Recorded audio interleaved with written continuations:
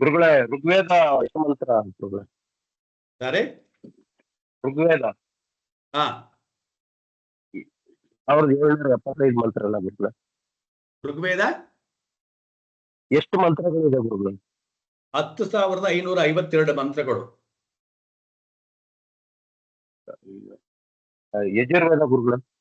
ಯಜುರ್ವೇದ 1975 ಮಂತ್ರಗಳು. ಸಾಮವೇದ 1800. ಬೇರೆ ಯಾರನ್ನ ಹೇಳ್ಬೇಕು? ಬರ್ದಿರೋರು ಯಾರು ಹೇಳಿಲ್ಲ? ಬರ್ಕೊಂಡಿರೋರು ಯಾರು ಇಲ್ವಾ?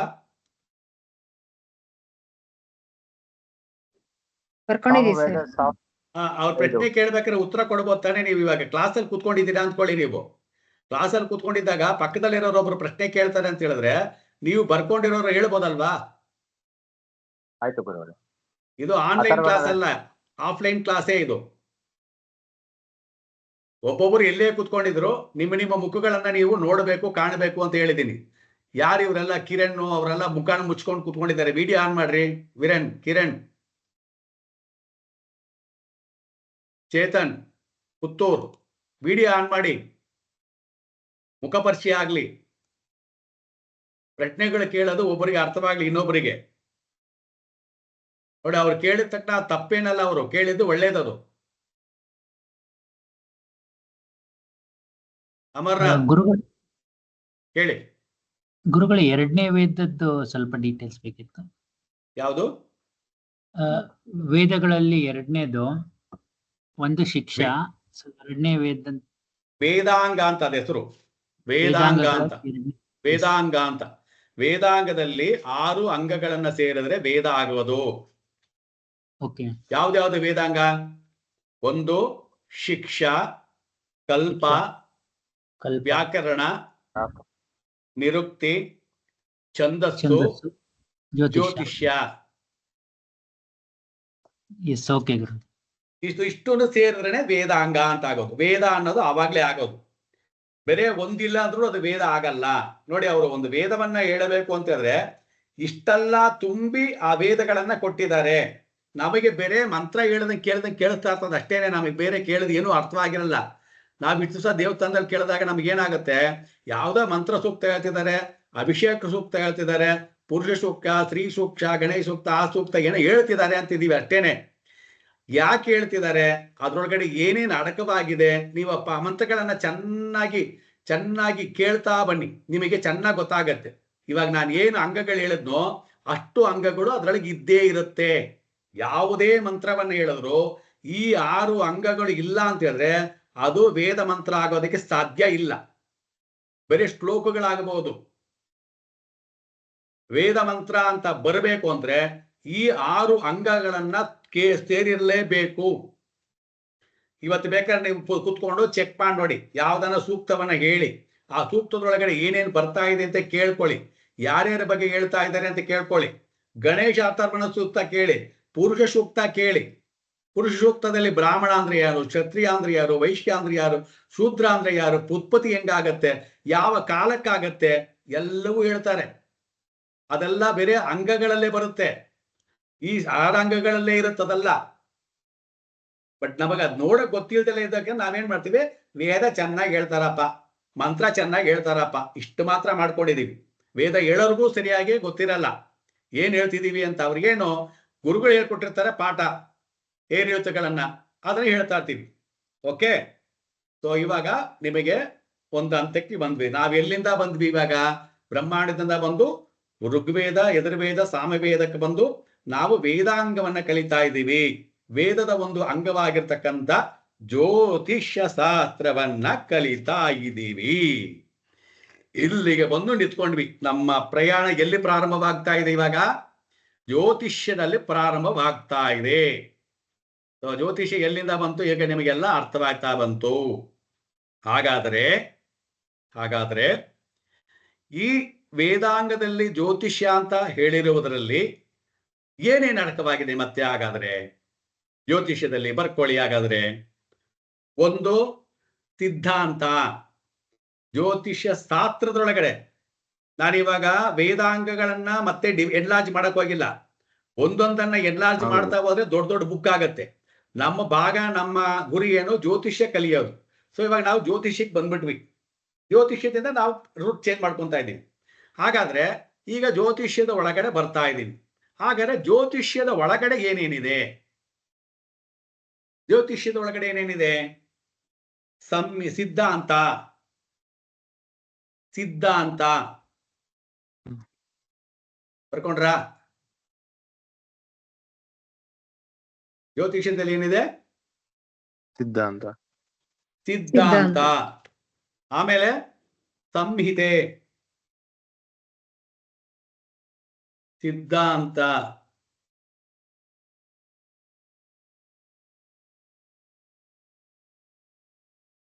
ಆಮೇಲೆ ಸಂಹಿತೆ. ಆಮೇಲೆ ಹೋರ. ಇದು 1, 2, 3 ಸಬ್ಜೆಕ್ಟ್ ಇದ್ರೊಳಗಡೆ ಇದೆ. ಅರ್ಥವಾಯ್ತಾ? ಈಗ ನಾವ್ ಏನ್ ಕಲಿತಾ ಇರೋದು? ಜ್ಯೋತಿಷ್ಯ. ಸೊ ಜ್ಯೋತಿಷ್ಯದಲ್ಲಿ ಏನೇನಿದೆ ಅಂತ ಹೇಳಿಂದ ಬಂತು, ವೇದಗಳಿಂದ ಬಂತು ಅಂತ ಹೇಳಿದ್ವಿ. ಈಗ ಇದ್ರೊಳಗಡೆ ಏನೇನ ಕಲಿತಿದೀವಿ ಅಂತ ಹೇಳಿದ್ರೆ 3 ಭಾಗಗಳಿದಾವೆ, 3 ಚಾಪ್ಟರ್ಗಳಿದಾವೆ. ಅದನ್ನ ನಾವು ಕಲಿಯೋದಕ್ಕೆ ಹೋಗ್ತಾ ಇದ್ದೀವಿ. ಓಕೆ. ಸೊ ಸಿದ್ಧಾಂತ ಅಂದ್ರೆ ಏನು ಅಂತ ಬರ್ಕೊಳ್ಳಿ. ಸಿದ್ಧಾಂತ ಅಂದ್ರೆ ಏನು? ಸಿದ್ಧಾಂತ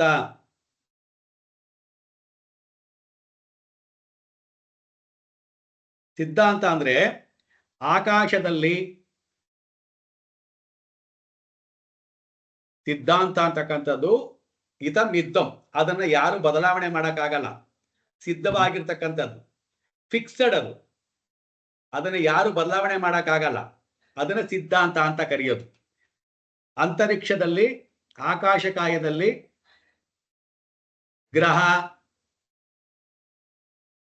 ಗ್ರಹ ನಕ್ಷತ್ರ, ಗ್ರಹ ನಕ್ಷತ್ರ, ಧೂಮಕೇತು, ಉಲ್ಕಪಾತ, ಆಕಾಶಗಂಗೆ,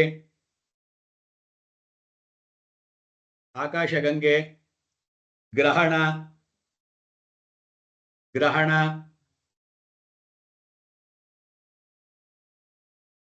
ಇದನ್ನ ಸಿದ್ಧಾಂತ ಅನ್ನೋದು. ಇದನ್ನ ಬಗೆ ಹೇಳುವಂತದ್ದೇ ಸಿದ್ಧಾಂತ. ಇದರ ಬಗೆ ಅಂದ್ರೆ ಗ್ರಹಣ ಆಗೋದು, ಬದಲಾವಣೆ ಗ್ರಹಣ ಆಗತ್ತೆ ಅನ್ನೋದು ಸಿದ್ಧಾಂತ. ಅದನ್ನ ಯಾರು ಬದಲಾವಣೆ ಮಾಡಕ್ಕಾಗಲ್ಲ.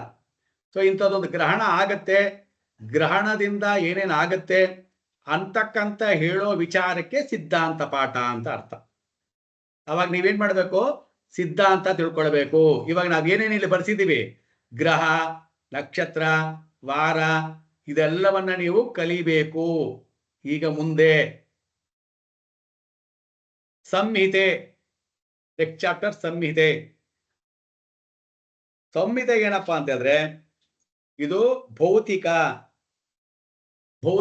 ವಿಜುವಲ್, ಕಣ್ಣಿಗೆ ಕಾಣುವಂತ ಭೌತಿಕ, ಭೂಗರ್ಭಶಾಸ್ತ್ರ ಅಂದ್ರೆ ಏನು?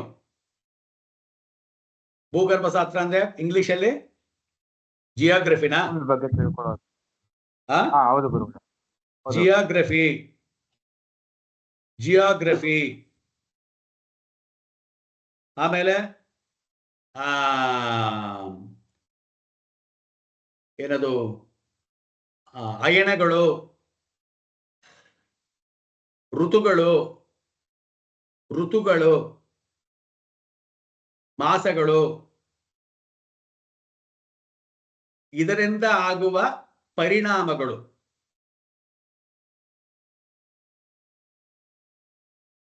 ಮುಂಡೇನ್ ಅಸ್ಟ್ರಾಲಜಿ ಅಂತ ಕರಿತೀವಲ್ವಾ. ಈಗ ನಿಮಗೆ ಕೆಲವರೆಲ್ಲ ಬರೆಯಲ್ವಾ, ಈ ವರ್ಷ ಮಳೆ ಜಾಸ್ತಿ ಬರುತ್ತೆ, ಈ ವರ್ಷ ಮಳೆ ಕಡಿಮೆ ಬರುತ್ತೆ, ಅಗ್ನಿ ಅವಘಡ ನಡೆಯುತ್ತೆ. ಇದನ್ನೆಲ್ಲ ಹೇಳೋದು ಯಾರಪ್ಪ ಅಂತ ಹೇಳಿದ್ರೆ ಸಂಹಿತೆ. ಹೇಗೆ ಹೇಳ್ತಾರೆ? ಆ ವಾರ, ತಿಥಿ, ನಕ್ಷತ್ರ, ಯೋಗ, ಕರ್ಣ, ಗ್ರಹಗಳು ಎಲ್ಲಿದೆ, ಹೇಗಿದೆ ಅಂತ ನೋಡಿಕೊಂಡು ಭೂಗರ್ಭಶಾಸ್ತ್ರದ ಪ್ರಕಾರವಾಗಿ, ಖಗೋಳ ಶಾಸ್ತ್ರದ ಪ್ರಕಾರವಾಗಿ ಯಾವಾಗ ಏನಾಗತ್ತೆ ಅನ್ನುವ ಸ್ಟಡಿ ಮಾಡ್ತಕ್ಕಂಥದ್ದಕ್ಕೆ ಸಂಹಿತೆ.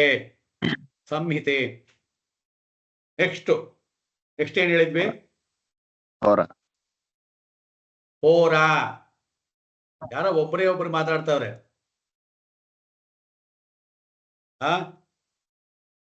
ಯಾರು ಮಾತಾಡ್ತಿರೋದು?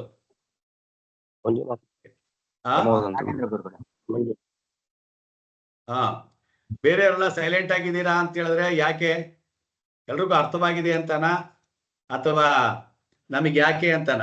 ಆತರ ಇದ್ದು ಬಿಟ್ರೆ ಭಾರಿ ಕಷ್ಟ ಆಗ್ಬಿಡುತ್ತೆ. ಹೋರಾ ಶಾಸ್ತ್ರ,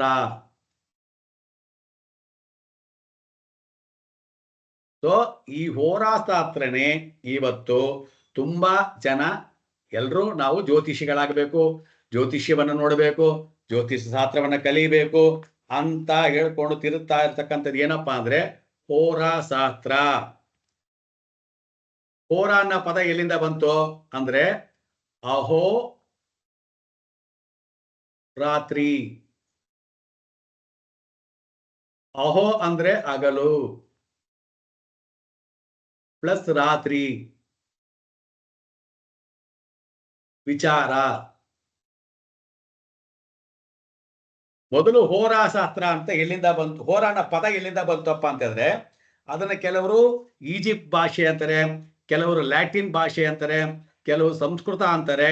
ಕೆಲವರು ಸಂಸ್ಕೃತದಲ್ಲಿ ಹೇಗ್ ಬಂತಪ್ಪ ಅಂತ ಹೇಳಿದ್ರೆ ಈ ಎರಡು ಇದನ್ನ ಯಾವುದು ಅಹೋರಾತ್ರಿ ಅಂತಕ್ಕಂಥದ್ದು ಏನಿದೆ, ಈ ಅಹೋರಾತ್ರಿ ಅನ್ನೋದನ್ನ ಈ ಕಡೆ ಮೊದಲನ್ನ ತೆಗೆದು ಯಾವುದು ಈ ಮುಂದೆಡೆ ಅಕ್ಷರವನ್ನ ಹಿಂದ್ಗಡೆ ಅಕ್ಷರವನ್ನ ತೆಗೆದು ಈ ಎರಡನ್ನ ಸಂಯೋಗ ಮಾಡಿ ಹೊರಗಡೆ ತೆಗೆದಾಗ ಬರ್ತಕ್ಕಂಥದ್ದು ಹೋರ.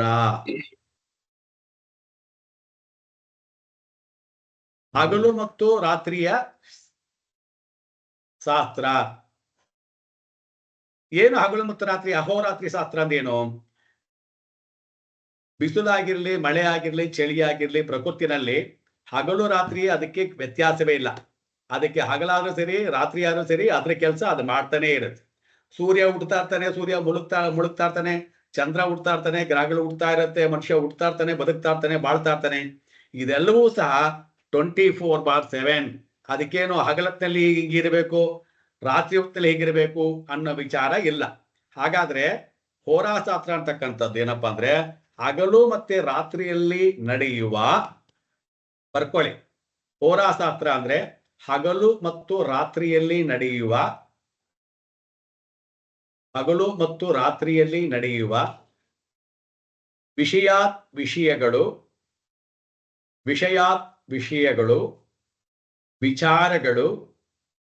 ವಿಚಾರಗಳು, ಪರಿಣಾಮಗಳು,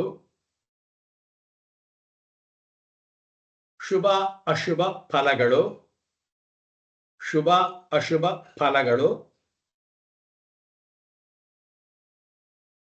ತಿಳಿಸುವುದು ಹೋರಾಶಾಸ್ತ್ರ.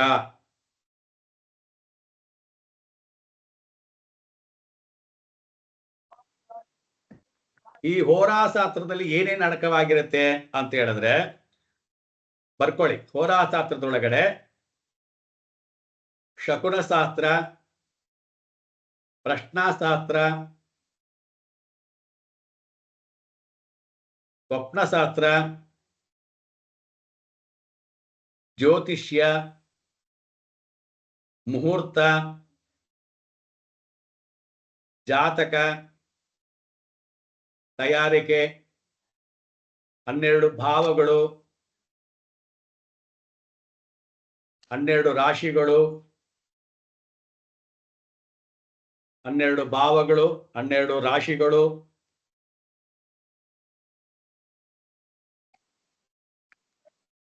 12 ಭಾವಗಳು, 12 ರಾಶಿಗಳು, 27 ನಕ್ಷತ್ರಗಳು,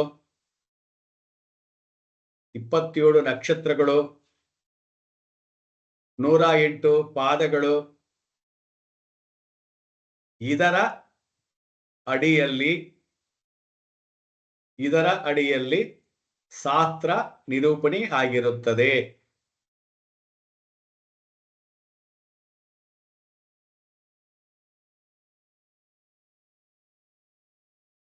ಭಾರತಿ ಓದಿ ನೋಡೋಣ, ಏನ್ ಬರ್ಕೊಂಡ್ರಿ?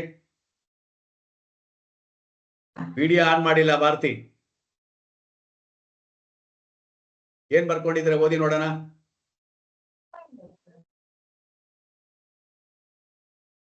ಭಾರತಿ ಸುಮ್ನೆ ಕುತ್ಕೊಂಡ್ಬಿಟ್ಟಿದ್ದೀರಲ್ಲ, ಸ್ಕೂಲಲ್ಲಿ ಕುತ್ಕೊಂಡಾಗ್ಲೂ ಹಿಂಗೆ ಮಾಡ್ತೀರೇನೋ, ಅದಕ್ಕೆ ನಾನು ವಿಡಿಯೋ ಓಪನ್ ಮಾಡಿ ಅಂತ ಹೇಳಿದ್ದು.